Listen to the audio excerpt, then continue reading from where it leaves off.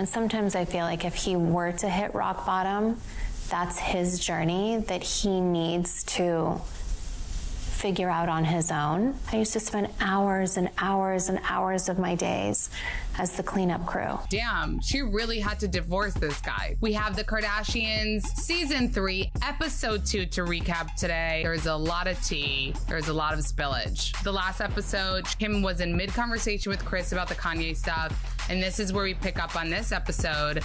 And Kris is just like flabbergasted. She's a mess. She's crying. She's feeling bad for her daughter. I don't want to be a part of this narrative. And it's like, when is this ever going to end? Like, it never will. And I'm stuck with this for the rest of my life. And what Kris keeps on saying is like, well, yeah, that's why you divorced him. You know, he's doing this to himself. Well, that's why you got divorced, because you can't do that to yourself anymore. You never deserve to live like that. It just really hammered that nail in, like, damn, she really had to divorce this guy because she was cleaning up mess after mess. I used to run around and call everyone behind his back and be like, it's going to be okay. It's going to be okay. Don't worry. Just give him another chance.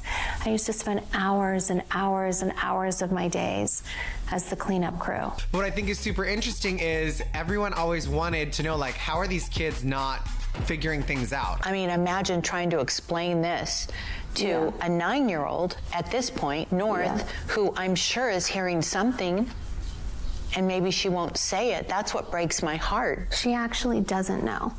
And that's what's so crazy. Really? And we're getting to see Kim kind of be like, that's not happening at my house. Like, only Apple TV, they're not allowed to do anything that they're not supposed to be seeing. Is like when stuff is said, it's a chain to my whole household. No TV, only Apple TV. I can't risk a Access Hollywood coming up next or anything on the news coming up with their dad mentioned, then they want to watch. But I go into crisis mode. It's gonna get harder. Like, hopefully Kanye calms down. But I do think Kim Kardashian amplifying the verbiage of only if you knew. Like, I still feel the need to, like, not talk about it and protect it for my kids. And I always will feel that way. But, like, God, if people knew, I just would never do that to my kids.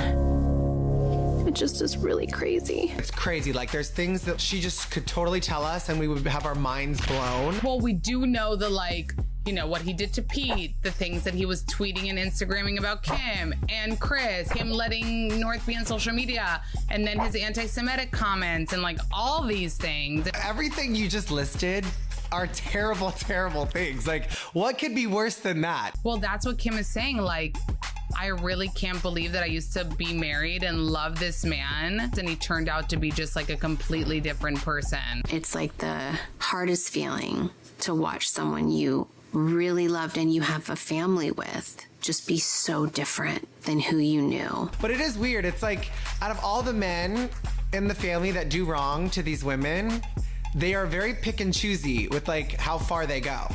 Like, why is Trashton get the green light? Just because he doesn't do news article interviews? Like, just because he's not talking about Khloe on podcasts, he's okay. But Kanye's the one that does it, and like, uh-oh, he's in trouble. You know what I loved about this scene? I need to change my panties when the fourth wall is broken, because give me it all. I love it. I love it. I love it. They were basically reading a review of season 2. I like to read things to be up on what people are trying to say. Like, I love getting the feedback from everyone. Which wasn't the harshest review. I mean, we've seen harsher, but basically it was a review that was just saying, you know, they didn't show this enough or that enough. It says, this season's first episode was set closer to the present as Khloe reveals to the camera that she is to have a baby via surrogate. A state of affairs she had been unwilling to discuss on camera throughout the process, reemphasizes what we see is what we are allowed to see. Khloe was like, I freaking talked about the whole Tristan thing, went to the hospital when the baby was born. With my surrogacy, I was so vulnerable. I let people into what I was struggling with. What they were saying is that you did it after the fact when the baby was about to be born, instead of saying, hey, we're on this journey. I wasn't admitting it to myself, what was happening, and I made that very clear. Kim was like, I talked about the Kanye thing. I can't force him to be on the show. He doesn't want to be on the show. Then it said, the rapper, now known as Ye, Kim's ex-husband, is non-presence. okay, what do you want me to do? If I don't talk to him, what am I going to do? Send a camera? It's not that I'm unwilling. It's that my ex didn't want to be on a reality show. We know that.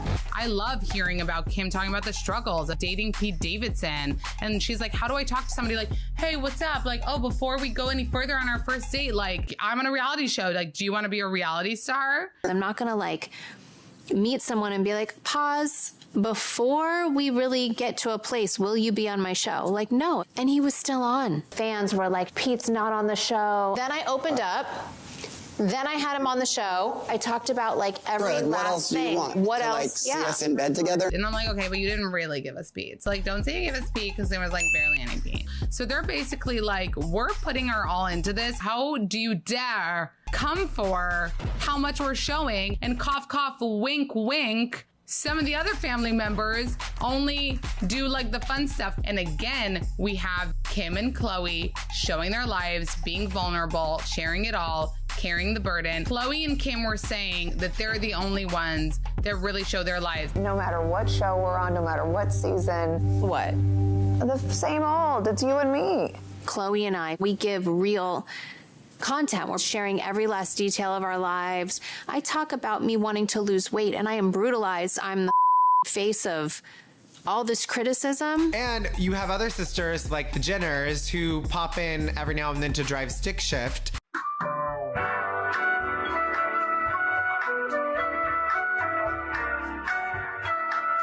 And what the fans are missing is every single sister showing up for the reality show. We did get a huge taste this episode, again, of what's yet to come, the big Kim and Kourtney fallout. We're getting led into this kind of nugget by nugget, piece by piece with this whole Dolce Gabbana thing. I'm creative directing the spring 2023 Dolce & Gabbana fashion show.